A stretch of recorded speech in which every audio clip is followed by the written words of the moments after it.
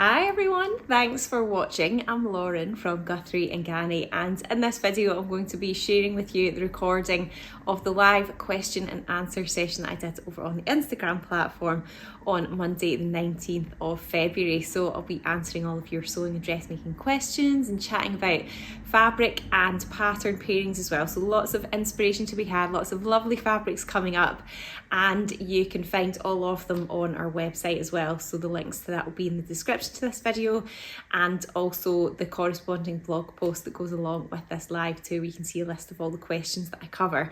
So if you are watching here on YouTube, you'd like to ask a question, or you want to contribute to anything that we're chatting about, you'll see me read out the comments that come in live. But if you're watching later on YouTube, then you can contribute as well, and I can add it onto my list for next time. So just drop that in the comments below. You can also email us questions as well. The email address will be in the description to the video too. So I'll switch over to the live recording now. I hope you enjoy it. I'll see you very shortly. Hello, good evening everyone. Welcome to another live Q&A here with me, Lauren, from the GG shop floor. I hope you're all well and you're having a lovely evening. You had a nice weekend. And yeah, you're ready for a nice, fun, light-hearted hour of sewing and fabric chat, where I'll be answering your questions. I've got a list of all the ones you've sent in before, and if you're watching live and you want to ask a question, please feel free to leave it in the comments. I'll try and keep up with them. I'll answer the ones I can. Any ones I can't, I'll add them on for next week. I've got new fabrics to show you and lots of fabric and pattern pairings as well, so lots of inspiration if you're just wanting to absorb and take in the fabric. But thank you everybody for joining. It's lovely to see you and hear where you're from as well. I think most people who've commented so far are here in the UK, but I know we usually are quite far and spread far and wide across the globe. You've just caught me adding the tape to the sides of my coco, and it looks so fancy. So that was from our new coco kit, our Tilly and the Buttons coco kit, which we do still have some left of. So we've got some of the up to size 34 left, but you get all the sizes in the pattern anyway. So you can make any size at all with the kits that we've got left. So we do still have some of them left as well. Morning from Adelaide in South Australia. When you're on your breakfast already.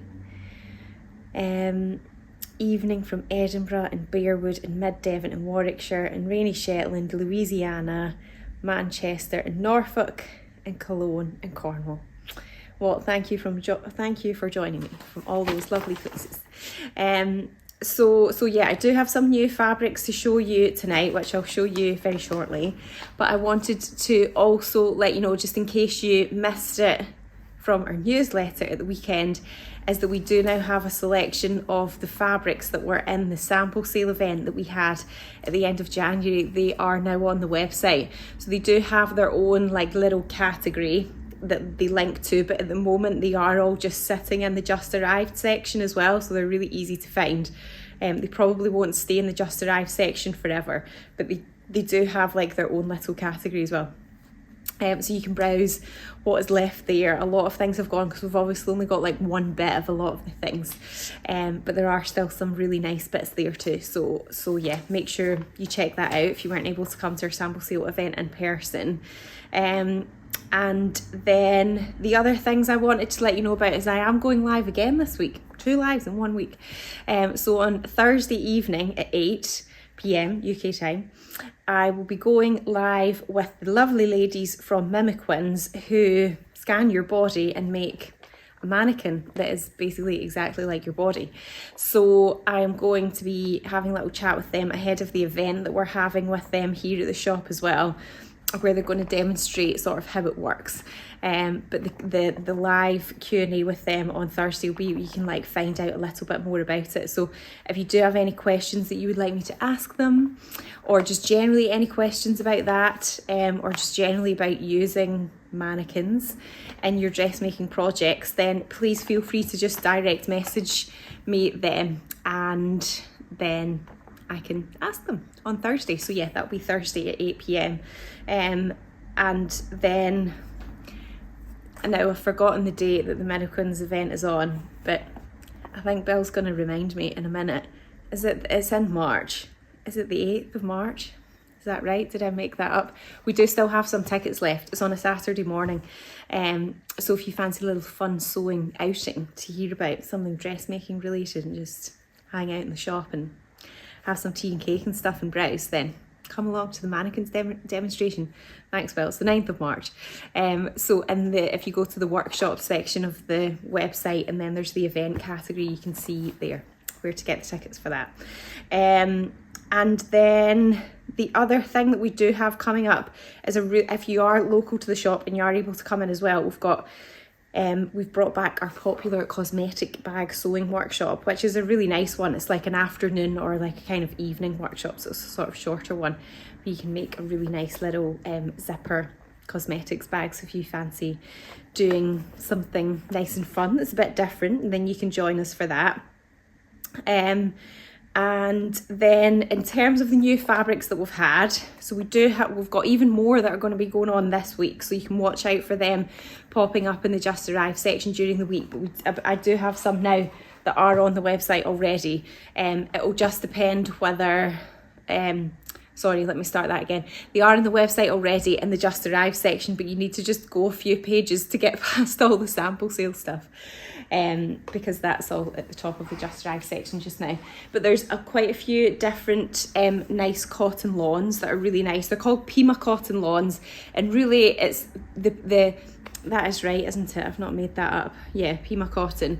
I get the term Pima cotton is just really like, you know, the Liberty lawn is called Tana lawn. It's just like a particular kind of brand, I guess, or not a brand, but like a sort of specification of the lawn.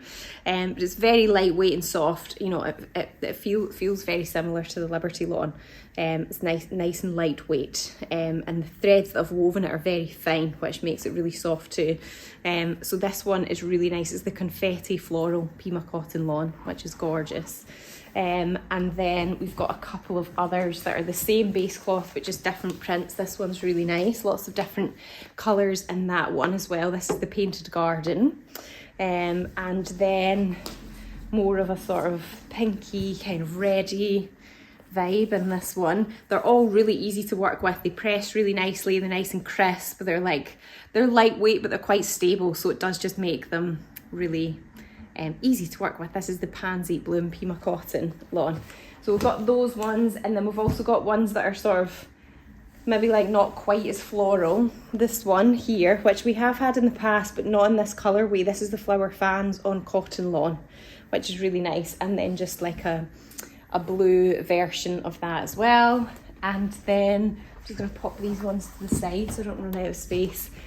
And then a nice red one too, which is Leaf Imprints Pima Cotton Lawn. So yeah, all in the Just Arrived section. And then we've also had this one, which is a really cool stretchy fabric that's got these stripes kind of knitted into them. That's the right side of the fabric there, and then in the back you can see it's more textured. I guess if you really like the back, then you could use that. But it's quite a stable sort of cotton knit. It doesn't have elastane in it, so it's not got a huge amount of recovery because it's 100% cotton, but it is knitted. So it's going to be better for styles that are a bit looser, like t-shirts that are a bit looser, as opposed to ones that are really fitted. So that is the Pastel Dash Stripe cotton knit fabric.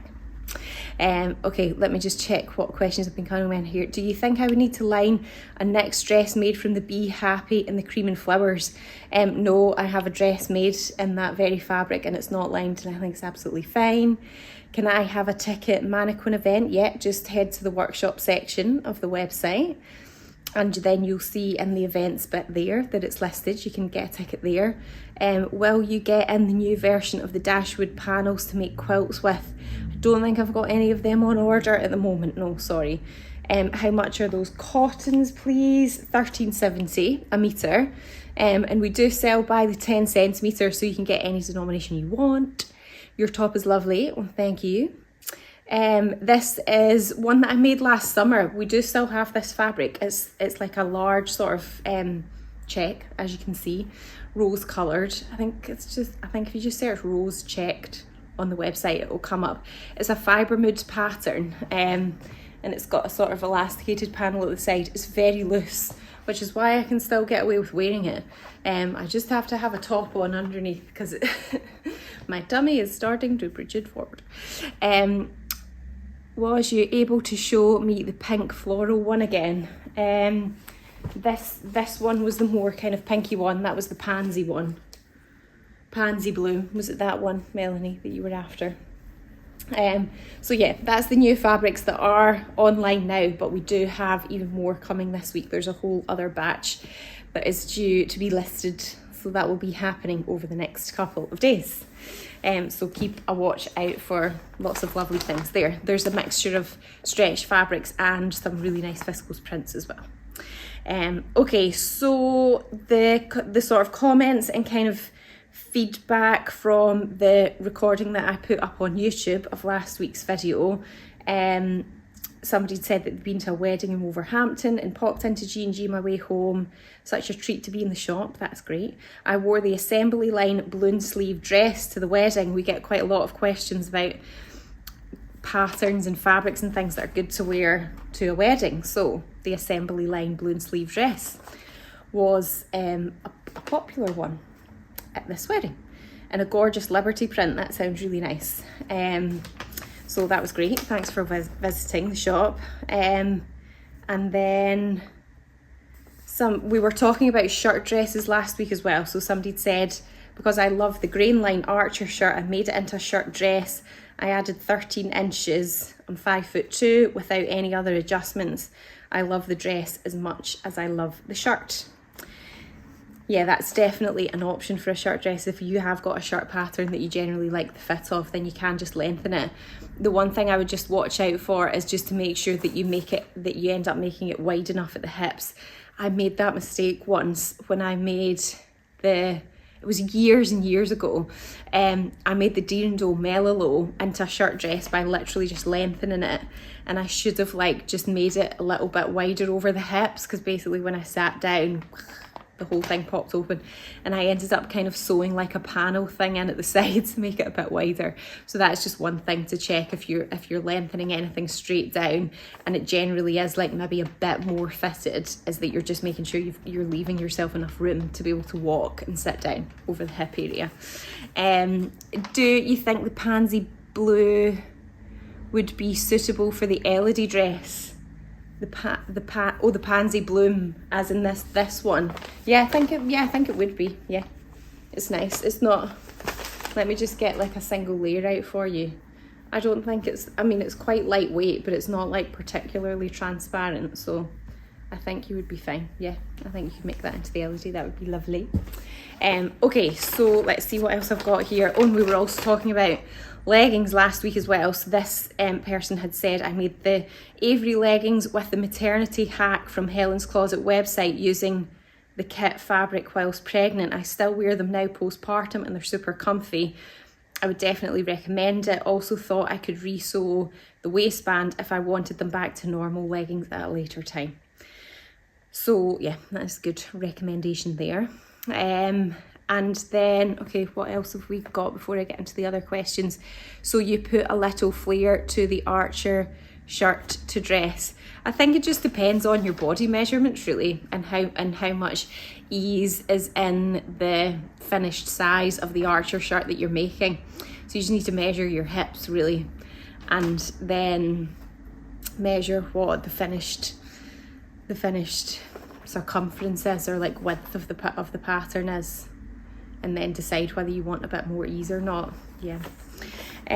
Okay, so the other questions that were sent in beforehand, I'll get started on them as well. How do you know when you need to match a print fabric?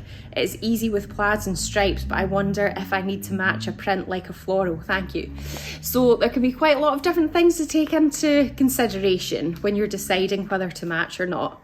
The first one is, in no particular order, what you're making and how many seams are in it as well. So if you've got a seam down the center front, or you've got something where there's buttons or something and it's going to disrupt the print that is in it, then you might want to match it at the front. But if it's just like a, you know, if it's like a top or whatever, like say the one I'm wearing here, and it's just, you know, it's like quite just like one panel for the front, then you might not necessarily want to match it because you're seeing like the whole print anyway. So yeah, thinking about the garment that you're making and how, where the seams are, where the fabric is going to get sort of chopped up and put back together again. And then the next thing to think about is the scale of the print. So if it's quite a small scale print, so for example, like just for the one I've got here, you know, this is quite small scale. You're not going to need to match something like that because it's quite random in orientation. It's a small scale. It's a sort of more kind of ditzy print. It's not, you know, you're not going to notice whether you match that or not. So I would say something like that you don't need to match. But then also just generally like the kind of repeat that is on the print as well can make a difference too. So if you're noticing some kind of regularity to it, like when you look at the fabric and you can see kind of columns or like lines of the pattern repeat in it, then that's maybe something that you'd be more likely to want to match. So I tried to find some examples so that I could show you. You know, like this one here, for example, I know it's not floral, but just to try and illustrate it, you know, it's got like, you can see that there's quite sort of big, like distinctive kind of shapes and stuff, and you might want to match something like that. And then this one here, this has got like the rows and columns that I was meaning. You know, when you look at it, you can see like a column and a row of stuff, so then you maybe would want to match something like that. Whereas this is like a much more kind of busy, random orientation. So even though the flowers are bigger than the other one that I showed you, I would be tempted to still say, no, you don't need to match this, because I don't, it's the sort of orientation and the density of the print and the repetition of it is so sort of like random that I don't think you can really notice it. But also just generally working out how much it is going to bother you is a factor too. And you'll find that when you look at stuff that is ready-made, you'll actually be surprised at how much of the time it is not pattern matched. Because when you match something, it does use up a lot more fabric.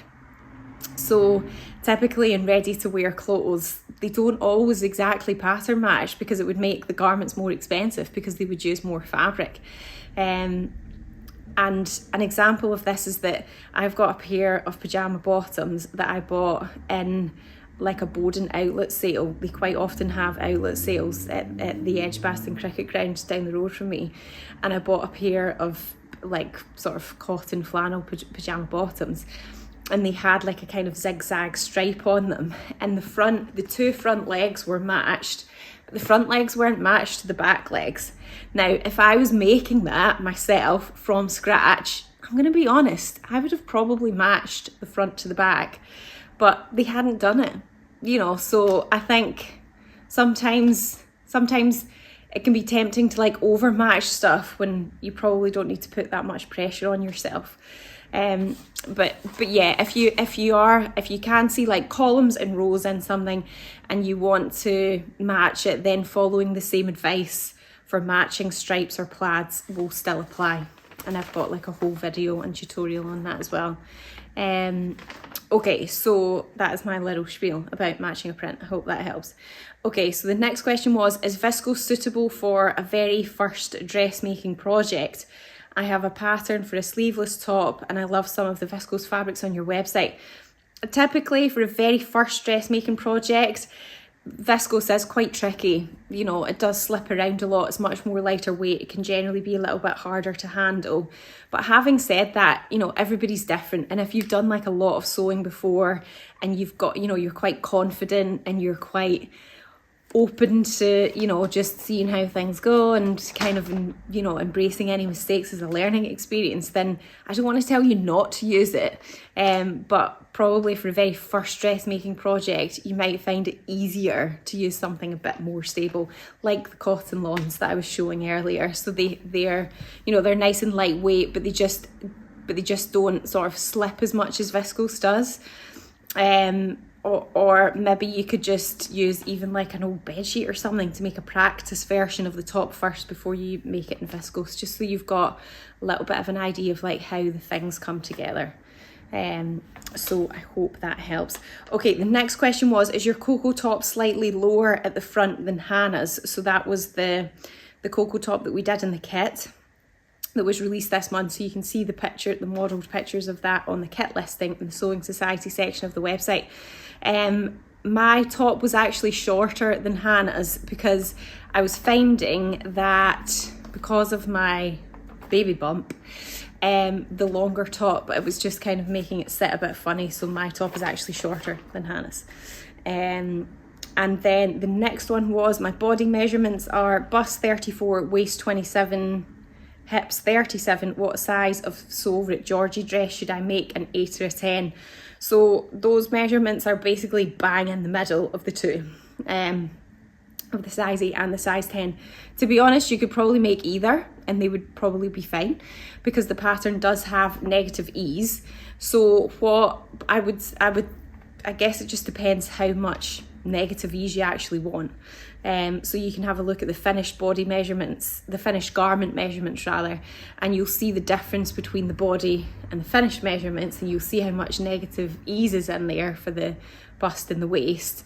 And then I guess you can just decide how much ease you want. If you don't mind it being like a little bit more fitted, then go for the 8. But if you want it just to have a little bit more wriggle room, then go for the 10. Okay, the next question was, in my standard pack of needles I have size 90 and 100. What should I use those on, please? So they can be good on thicker, more denser fabrics like cotton, like a heavy cotton twill or a canvas, or you could use them on denim as well, or anything where you're sewing lots of layers of fabric too. So it might be that it's maybe if you're making a bag, and sometimes when you make bags there can be lots of layers all together at the same time that you have to go through, so that's when the sort of heavier, thicker 90 and 100 needles are good. Okay, the next one was, I have this fabric to make a blouse with. Do you think the embroidery would be a problem when making a placket or a collar? So it's the fabric in question was the cream version of this one, which unfortunately I just couldn't find when I was checking I had all the right fabrics out, but it's this fabric basically in another colorway. I think it would be fine. The embroidery is not particularly raised, and I think it would be okay. I've made a shirt this weekend out of an embroidered fabric that had much more denser embroidery sections than this one, and it was fine.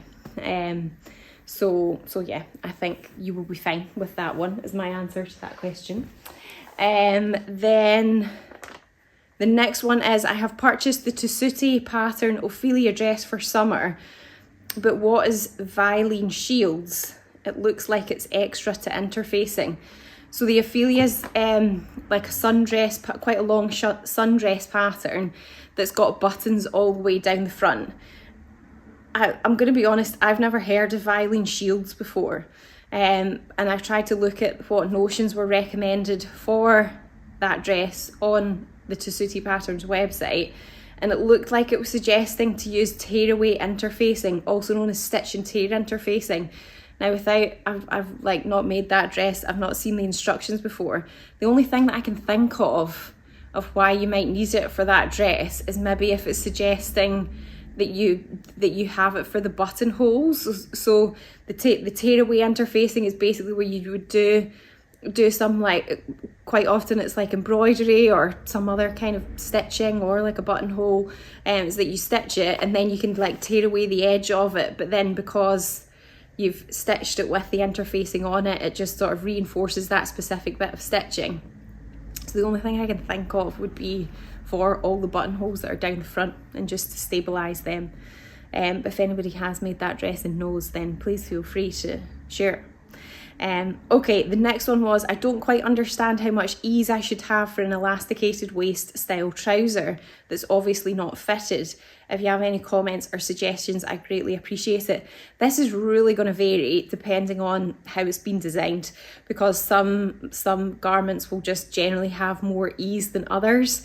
And the best way to work out how much ease a particular pattern should have is just for any size.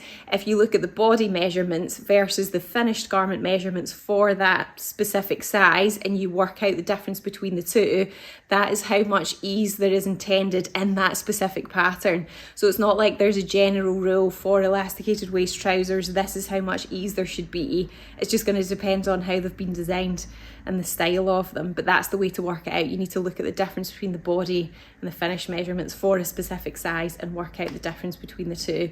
And they're good, you know, the finished garment measurement is going to be bigger than the body measurement because they're elasticated waist. So there, you know, there's an excess of fabric around there because the elastic pulls it all together. So I hope that helps. And then the last one, and then I'm going to catch up on all your questions that you've been asking here. I have another question about shirts like the Archer button down. When I find a button down that I've purchased, I have trouble with a size to fit over my bust, cup size C, but then I find the armhole doesn't fit correctly and I've got pulling. I don't know if it's a fit issue or I need a full bust adjustment or something else. If you could possibly shed some light on my issue.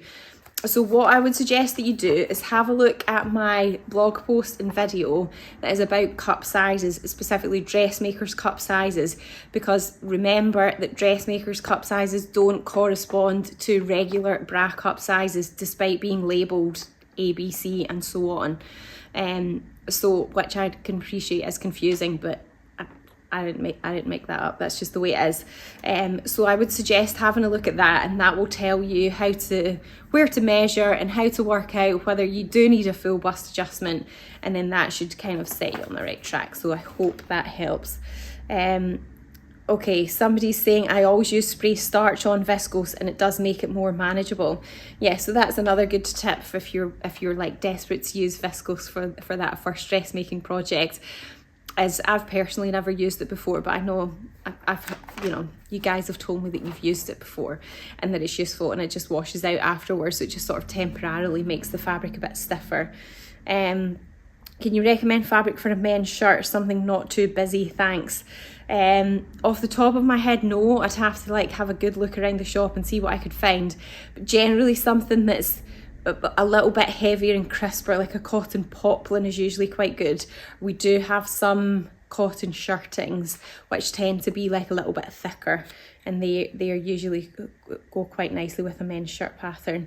I've made several Lyra shirt dresses, but I'd like a shirt dress pattern without the layers. Do you have any suggestions, please? Do you mean as in without the tiers at the bottom? I guess with the Lyra, if you didn't like the gathered tiers, you could just have one longer tier. We were talking about shirt dresses last week, but I'm sorry, my memory is not serving me well and I can't remember the ones that we were talking about now. That is one option. You could make the Lyra but just elongate the top tier so that you don't have the different sections of it. Hello from Oxford, would the Ophelia shirt be good for the embroidered cotton? Yeah, I think that would be nice. I used iron-on interfacing for a Tessuti pattern. I can't recall the name. It worked well. Quite a few Tessuti patterns have vilene shields and it is a tearaway. Okay, so it sounds like it's just another way to describe the tearaway or the stitch and tear interfacing. A lot of Tessuti patterns use tearaway interfacing on neck seams. Interesting. Tessuti sell it and they seem to add it in a lot of their patterns. I used it for one of their dress patterns and they recommended it for stabilising the V-neck and armholes to avoid the overstretch. The Leisland Co Camp shirt dress looks good. The Rita search shirt dress on the fold line. Yeah, the fold. If you've got something specific in mind, the fold line is a good place to look because they've got such a massive pattern database. The Rita shirt dresses are named patterns one. We've got the PDF of that on our website. What is the pattern for your top? It's beautiful, thank you. It's the Fibre Mood Quilla top, which you can get directly as a PDF from the Fibre Mood website. Okay, so where's my list of questions got? Okay, the next one was, would the strawberry double gauze be good for the Donny shirt, or what other patterns, please? So this is the very cute strawberry cotton gauze, been very popular. Yes, I think it would be good for the Donny, and I do have a blog post that is all about sewing with cotton gauze as well, and there's lots of different ideas and inspiration for patterns and things to use cotton gauze within that too. But yes, I think you could use it to make the Donny. So that is the answer to that one. And then the next one was fabric for the Merchant and Mills harem dungarees, denims, blue or cream. So I've got a couple of denims I can show you that are nice and sort of rigid and firm, which I think would be good. So this one, we've kind of sewn them up into like little kind of mini leg jean samples, because sometimes it's just easier to see what a fabric's like when it's sort of made up into something. So this is the rigid 12-ounce double-sided speckled cotton denim fabric. So yeah, it actually feels sort of quite nice and soft on the back. It's a little bit brushed. But yeah, that's like a nice sort of blue denim, but it's got a little speckle in it. And then this one here, which does come in other colourways as well. This is the black 11.7 ounce rigid cotton denim fabric. And we do have this in like a blue colourway as well. So this is the black one, but we do have it in blues as well. Donny's shirt has a long sleeve version now. Ah, interesting. Where would I find the navy embroidered fabric you showed earlier on the website, please? You could, in the search bar, you can just put in navy embroidered fabric and it will come up. It's called embroidered daisy. So maybe even if you just put in embroidered daisy, then it will come up in the search results. That's probably the quickest way to find it. Okay, the next question was, please can I have more info on the wet finished wax cotton? Does it leave a residue on things? So we've got quite a few different colours of this one here. This is it here. So it's different to the dry wax finishes that we've had in the Milleraine fabric before, where it's got like a wax coating, but it doesn't sort of feel as waxy. It feels a bit drier. And yeah, this one will kind of crease and mark a little bit more. That's just like the natural way that the fabric is. It's, you know, it'll sort of get character and it will kind of age as you use it and as you sew with it. And you know, if you left it next to like some paper, for example, it probably would kind of leave a little bit of a residue on it. So yeah, it does. I mean, it's not the wettest waxed cotton I've ever felt, but it's definitely kind of more sort of sticky and just, yeah, generally feels like a bit wetter than the dry waxes that we've had before. I hope that helps.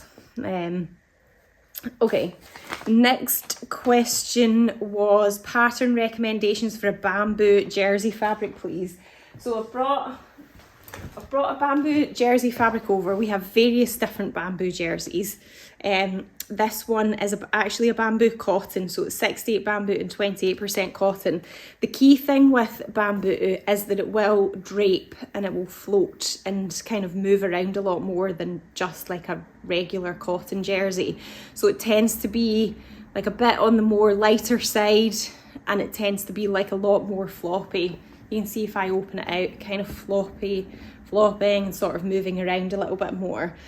So if you're making something with a lot of negative ease that's quite fitted, sometimes people can feel like it might cling a bit too much. So you may or may not want that, in which case you can make something that's just like generally a bit looser. Closet Core Ebony, classic example, which is a t-shirt top, but it's very, very A-line, and it just, something like this would sort of drape and swish and move around really nicely in it. You could use it to make a dress as well, like a nice wrap dress, cashmere Appleton. You could use it to make the Georgie dress, the Soviet Georgie dress that we just had in the kit as well.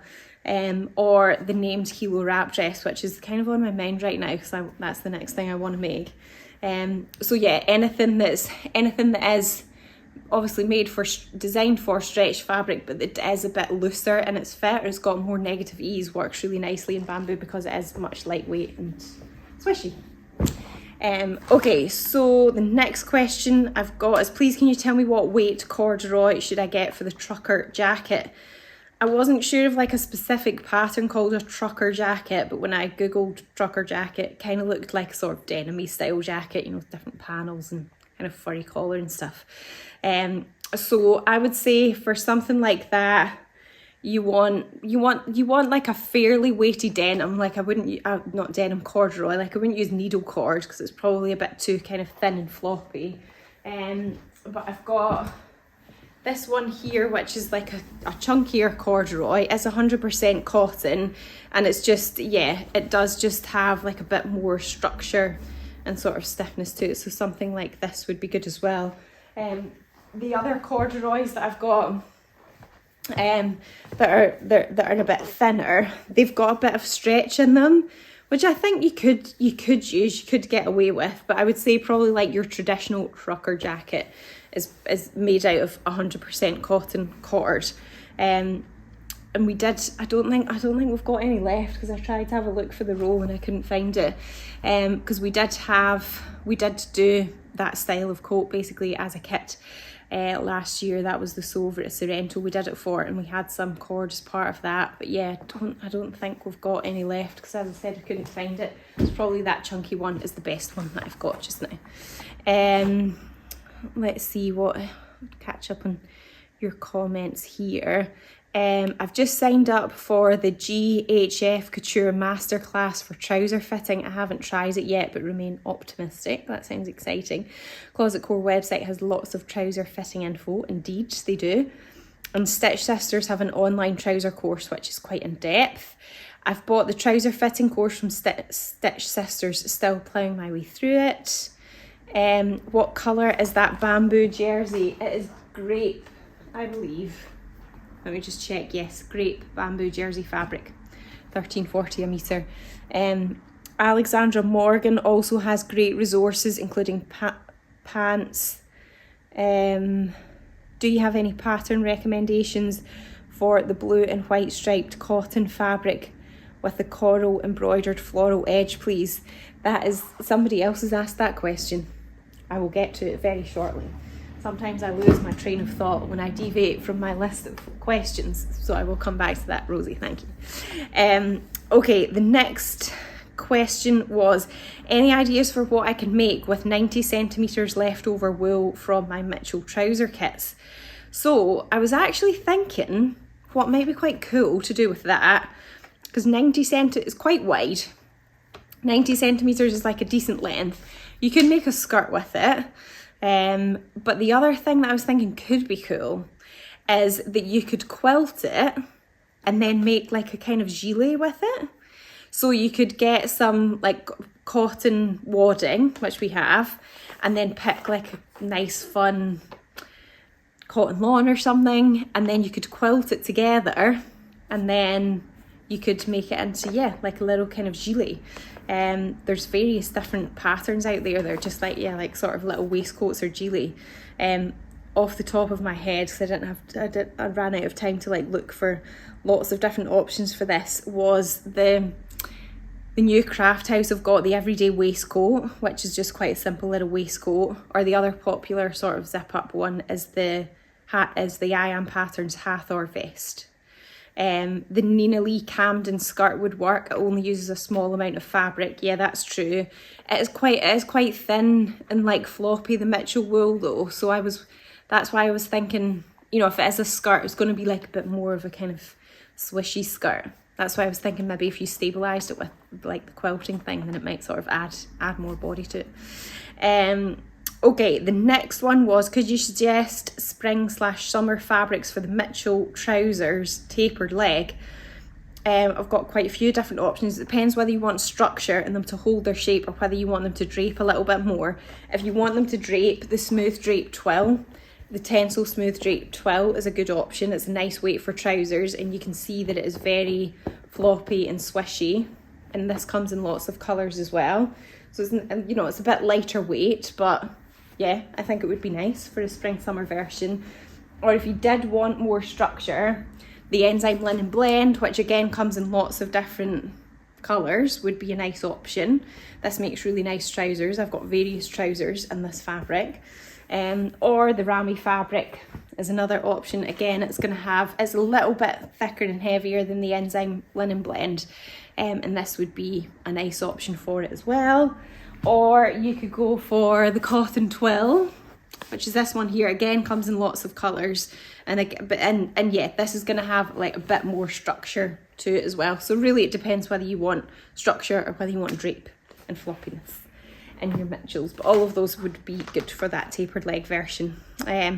Okay, the next one was, what does the number before whale mean in corduroy? Whale as in W-A-L-E, as opposed to a whale as in the animal. So basically it refers to how thick the lines or the kind of cords that are in it. So it's within an inch, how many lines are there. So the lower the number, the less lines there's going to be in an inch, so the chunkier it is. So needle cord, for example, is going to have a much higher whale count, and then chunky cord like this one is going to have a much lower whale count. So that's how you know. Okay, the next one was fabric suggestions for the true bias shirts, please. I'm sorry, I wasn't really sure what the true bias shirts were. Not linen though, I find it itchy. If it is actually a shirt, as in a shirt to me is something that's got like a collar and like buttons down the front, then you can use lots of different things to make a shirt. Cotton lawn, cotton poplin, you can use viscose as well. But yeah, if you are watching and you meant something different when you said true bias shirts that I'm not picking up, please let me know. Will you be getting more ramie fabric in? Was looking for the raspberry one, but only small amount left. Yeah, we should be. Yeah, that is one that we can generally always stock up on, and we tend to carry like more of it and more of the full colours into the summer as well. But if we've only got a little bit left, it probably won't let you add a stock notification, but you can email us and then we can add you on that way instead. Okay, the next one was recommendations for a navy fabric for elasticated waist trousers for office wear. So my two top suggestions for that one are the smooth drape tensile twill again, which is in this blueberry colour. It's kind of like a lighter navy, so I think that would be nice. Or the other option is the bamboo blended fabric, which is really nice too. And this is the indigo colourway of that one. And both are good for elasticated waist trousers because they're not too thick and bulky, and they sort of drape and move around really nicely, but they look quite smart as well. That was me. I meant the True Bias Danny shorts. They have an elasticated waist. Lovely, as in for the trousers. Okay, that's good. So the next question was, where am I? I've lost my questions now. Pattern recommendations for a baby girl for summer dresses. The Made by Ray geranium dress is quite a popular one. And then we've also got the paper pattern scissors indie dress. That's a PDF that's on our website too, which is for jersey fabric. And then there's the poppy and jazz willow pinafore, which is really cute as well. There'll be a little t-shirt underneath that. And then the next one was, we're back to the coral foliage scallop border again, pattern recommendations for that. So this is this one here. This has been really popular because it's got this amazing, like nice bright neon embroidery border on it. One of the selvages has this much deeper border like this, and then the other one has like a little bit more of a subtle one. So when you come to make something out of a fabric like this, this is going to be like your bottoms hem, so you have to kind of cut it at 90 degrees to where you would typically line things up.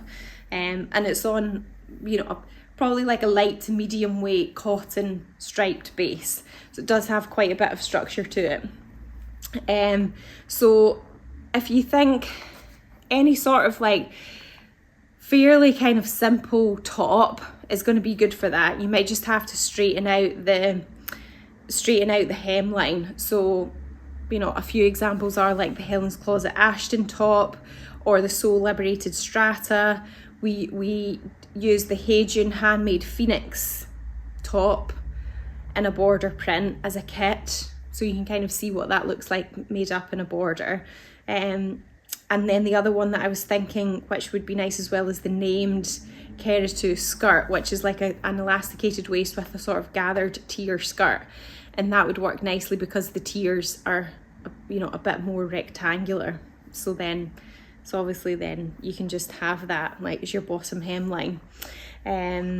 So yeah, a few suggestions there. So anything that's got like a gathered kind of panel on it will generally also work as well. Like the Tilly and the Buttons Indigo would also work too, because it's just got like a gathered bit that you could definitely just kind of cut as a rectangle, and then you use that border on it there.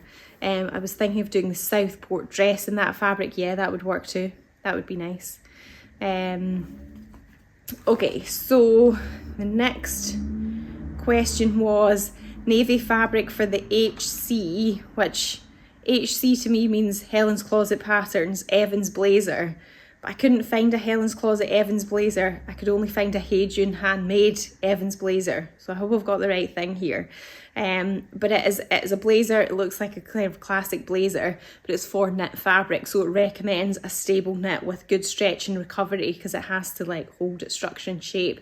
Your best bet for that one is like a classic Ponte Roma, which I don't often have stock of. I find it hard to get nice ones personally for the shop, so only occasionally have them. But really it's like a Ponte Roma or like a double knit that you're looking for that one. I'm sorry, I don't have anything. How about the sagebrush top with the ruffle using the shorter border? Yeah, that would be cute. That would be nice. Okay, the next one was, could I see the moss graphic zigzag fabric? I'm thinking of a maxi sew over it Heidi dress. So that is this one here, which comes into other really lovely colourways as well. This is a plain weave viscose print, so it's nice and lightweight. It's very kind of floaty and fluid. And yeah, I think that would be really nice as a dress. You can see it's quite large scale.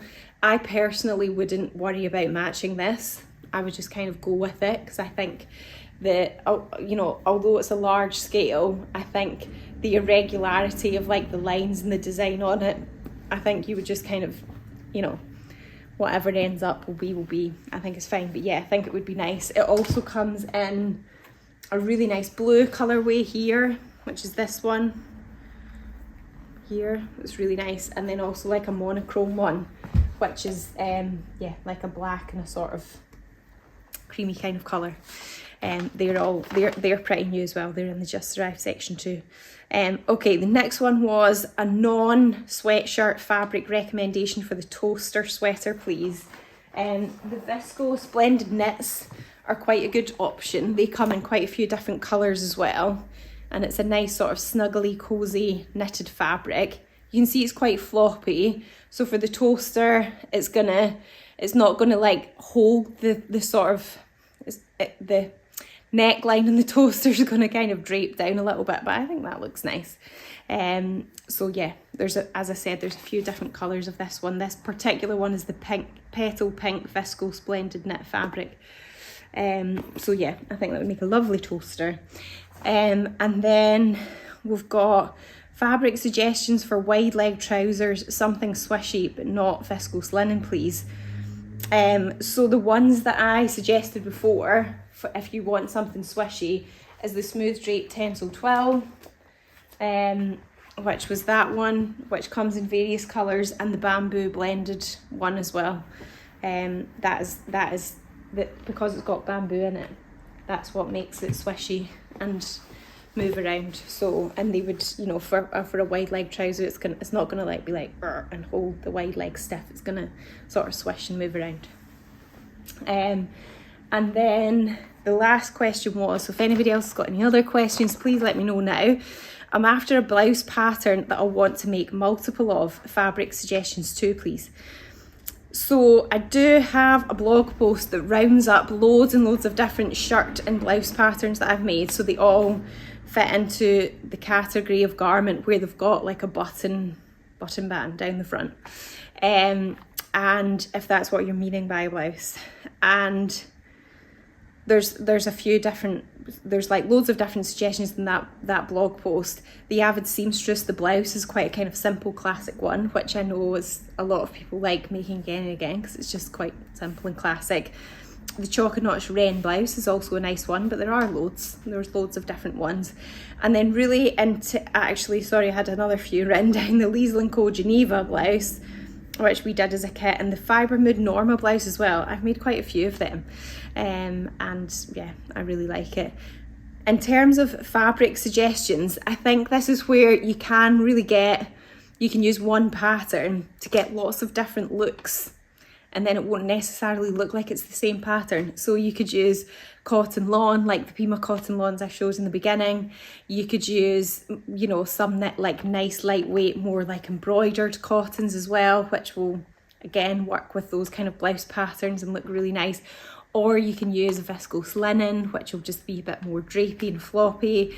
You can just use like a regular woven viscose, and then you can get loads of different prints and different colours and stuff. So it really just depends on, I suppose, how much structure you want in your blouse, but then also you can use all of those different types of fabrics with that same blouse pattern, and it will make it look really different each time, which is good because then you get quite a lot of use out of the same pattern and it looks different.